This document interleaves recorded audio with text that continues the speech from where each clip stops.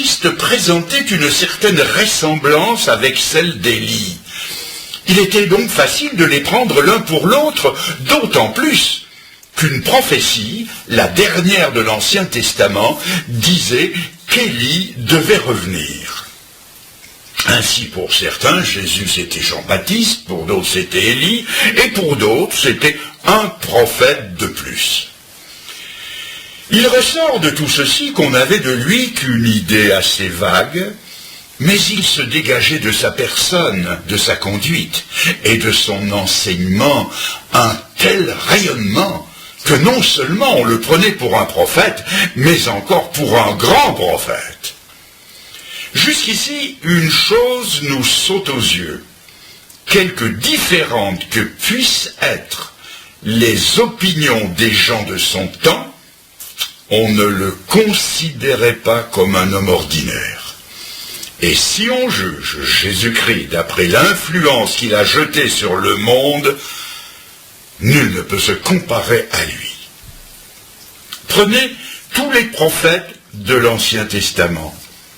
Aucun ne se compare à lui. Prenez tous les fondateurs de toutes les religions du monde.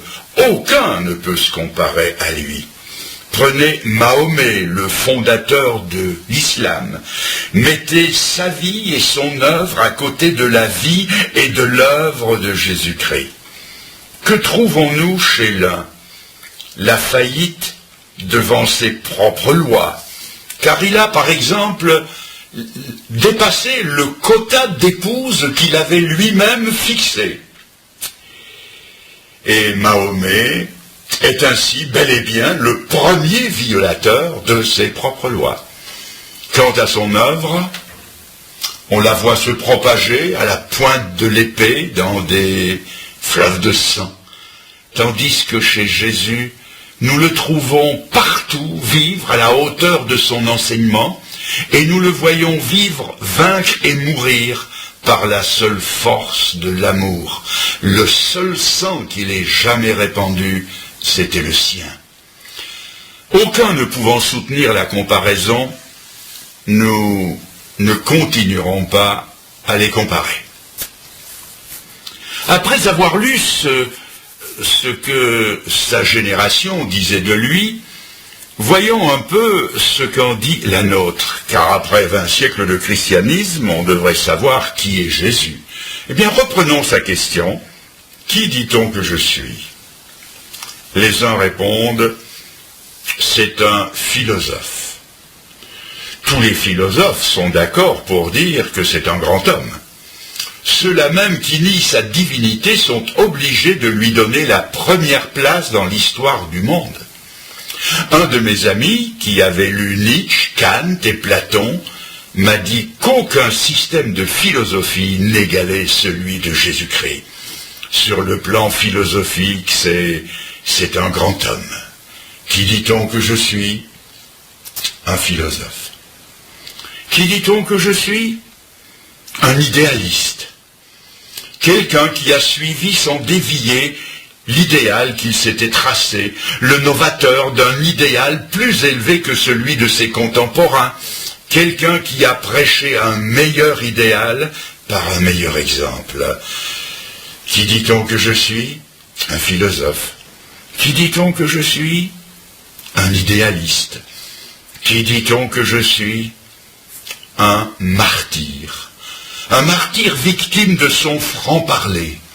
Non seulement un homme qui a eu un idéal, mais qui a souffert pour son idéal, qui a risqué sa vie pour une bonne cause. Un peu comme Marie Curie, victime de la manipulation du radium, un peu comme tous les résistants de tous les temps qui ont laissé leur vie dans la lutte pour la liberté et contre l'oppression. Qui dit-on que je suis? Un philosophe, un idéaliste, un martyr. Qui dit-on que je suis? Un illuminé. Eh oui, c'est la version actuelle de ce qu'on disait de son temps. Il est fou, il a un démon. Ça se trouve dans l'évangile de Marc et l'évangile de Jean.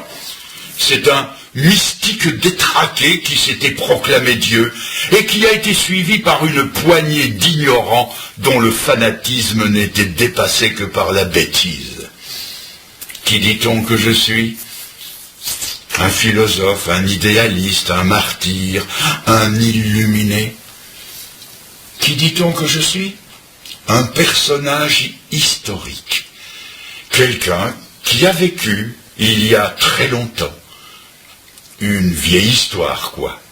Même si c'est une belle histoire, qu'on ne raconte plus guère qu'aux enfants et aux très vieilles personnes, que l'on garde comme un vieil album de famille qu'on sort aux grandes occasions, à Noël, à Pâques, à la Pentecôte, et encore, parce que ces jours-là, c'est congé. Qui dit-on que je suis ? Un grand homme, Seigneur.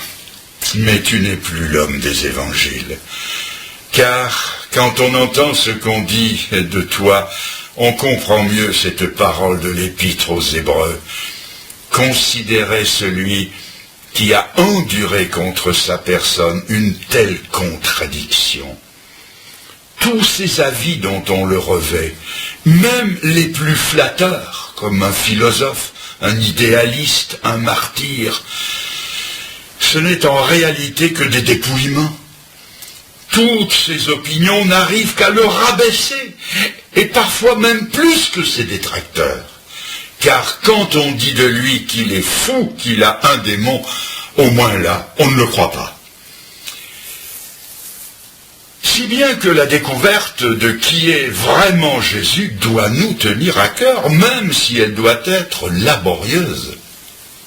C'est ainsi que dans l'évangile de Jean, au chapitre 9, un aveugle né, guéri par Jésus-Christ, a fait la découverte du Fils de Dieu. Lorsqu'il a été guéri, on lui a posé des questions.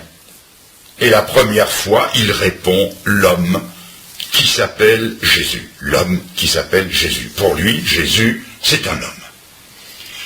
À de nouvelles questions, il monte d'un cran dans son appréciation et il répond « c'est un prophète ». Un prophète. Une troisième fois, il rencontre le Seigneur, il ne l'a jamais vu, mais il reconnaît sa voix. Il l'entend qui lui demande « crois-tu au Fils de Dieu ?» Et il répond « qui est-il pour que j'y croie ?»« Je le suis, moi qui te parle, dit Jésus. » Alors, cet homme se prosterne et il dit « je crois, Seigneur ». Remarquez cette progression. Un homme, plus qu'un homme, un prophète, plus qu'un prophète, le Fils de Dieu. On retrouve le même scénario chez la femme samaritaine, au chapitre 4 de l'évangile de Jean. Elle aussi a fait la découverte de qui était Jésus. D'abord avec mépris. Elle pense, en le voyant arriver au puits de Sichar, où elle est venue puiser de l'eau, elle pense donc méprisante, encore un juif. Puis elle dit, Seigneur, je vois que tu es prophète. Et peu après, elle saluera en lui le Messie. Un homme, plus qu'un homme. Un prophète, plus qu'un prophète. Maintenant, il est le Fils de Dieu, le Messie promis, le Sauveur du monde. Et je me souviens des premières semaines qui ont suivi ma conversion, quand j'ai fait la découverte de Jésus-Christ. J'avais été sauvé de mes péchés, un peu comme cet aveugle dont je viens de parler, qui avait été sauvé de sa cécité, c'est-à-dire sans vraiment connaître l'auteur de son bonheur. Je m'étais repenti de mes péchés devant Dieu, je m'en étais détourné, je croyais que mon salut venait de Dieu seul, que lui seul pouvait me sauver, mais tout en ayant saisi par la foi l'offre du salut, il me restait à faire la connaissance et la découverte de Jésus-Christ. Oh, la souffrance secrète, parce que je ne connaissais pas le Fils de Dieu.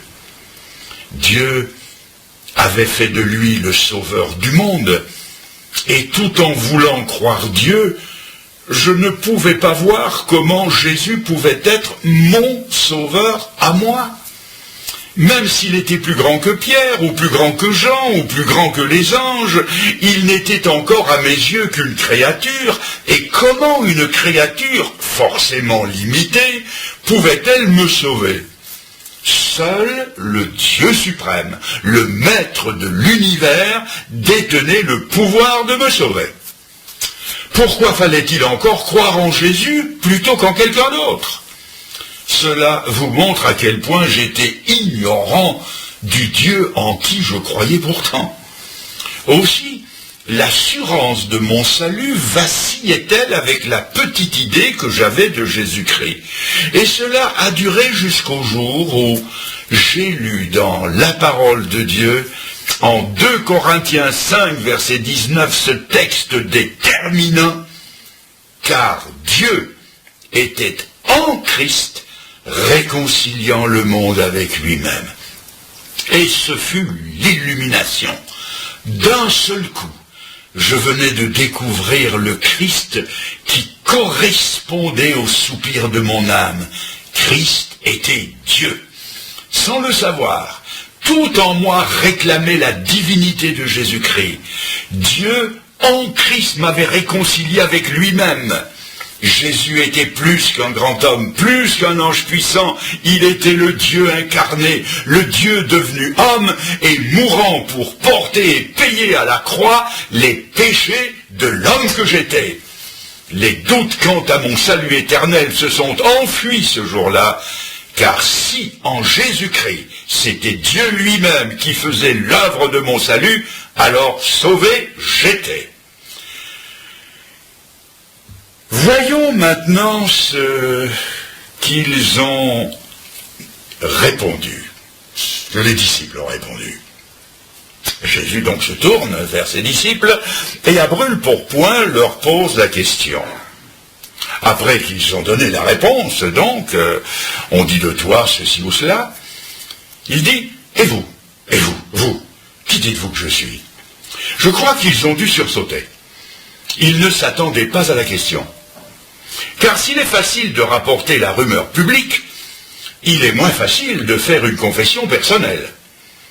Et Pierre s'est fait le porte-parole de tous, et il a dit, « Tu es le Christ, le Fils du Dieu vivant. » Cela se trouve dans l'évangile de Matthieu, chapitre 16, verset 16. Cette réponse, manifestement inspirée du ciel, était différente des autres. Ils avaient, Pierre et les autres, avaient fait la découverte de qui était Jésus. Ils avaient de lui la plus haute opinion possible. Il était plus qu'un homme, plus qu'un prophète. Il était le divin Fils de Dieu. Mais le Seigneur, au-delà des disciples, s'adresse à chacun ici présent ce soir et pose la même question. Il vous regarde en quelque sorte dans le blanc des yeux et il vous dit, et vous, qui dites-vous que je suis? Il n'est pas suffisant de citer l'opinion des autres, ni même l'opinion de Pierre qui a répondu « Tu es le Fils de Dieu ». Le Seigneur s'adresse à chacun de vous individuellement, comme si au sein de cette foule vous étiez seul avec lui.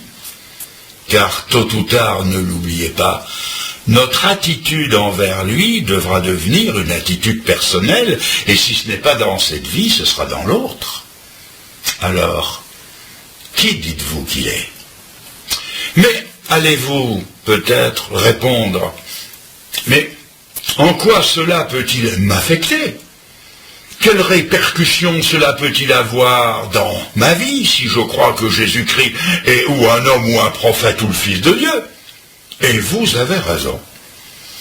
Une croyance purement intellectuelle, au niveau des neurones, intellectuelle ou historique, n'affectera jamais votre vie. Vous pouvez avoir du Christ la plus haute conception qui soit, celle exprimée par Pierre. Cela ne changera rien à votre genre de vie. D'ailleurs, en notre siècle, presque tout le monde sait que le Christ est le Fils de Dieu